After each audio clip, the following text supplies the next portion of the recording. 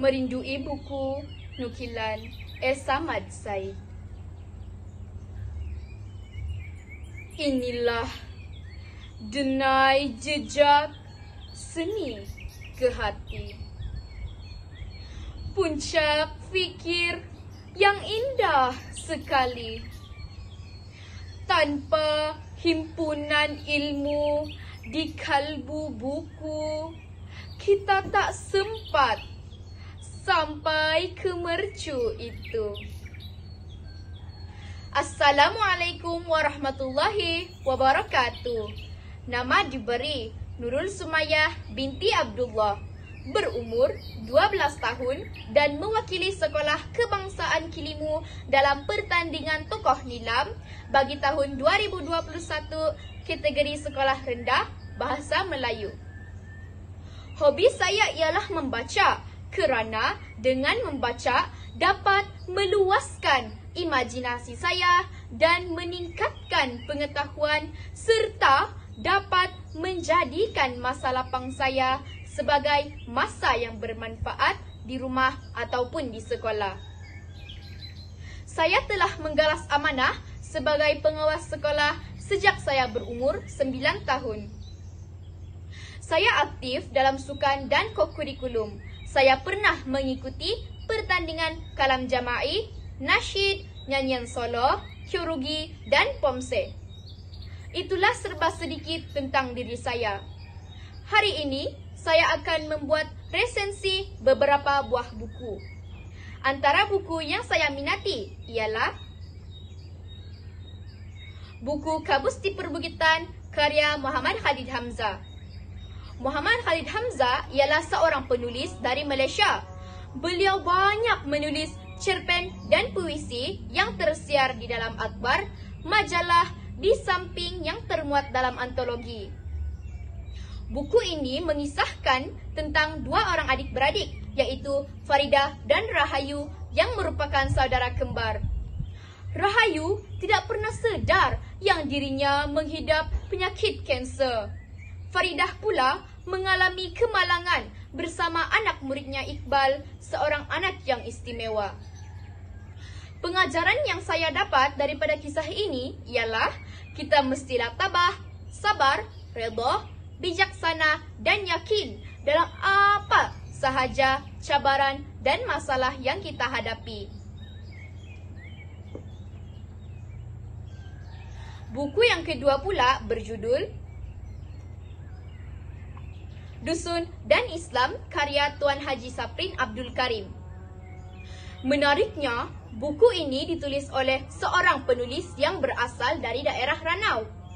Dalam buku ini, penulis menceritakan bagaimana kaum dusun di Ranau khususnya menganuti agama Islam. Cara pengislaman dusun Ranau ini agak unik, iaitu apabila seorang pemuda dari daerah Ranau yang bernama Muhammad Ali bin Kandalis menganuti agama Islam melalui tangan seorang pendakwah yang terkenal yang berasal dari Bandung, Indonesia, Mandur Syarif, nama sebenar Muhammad Hidayatullah. Beliau juga terkenal dengan menyembuhkan pesakit hanya dengan menggunakan ayat Al-Quran. Peristiwa pengislaman pertama ini berlaku pada tarikh 15 hari bulan Mac 1943 yang terletak di Kampung Lobau, Tobobon, Menggatal.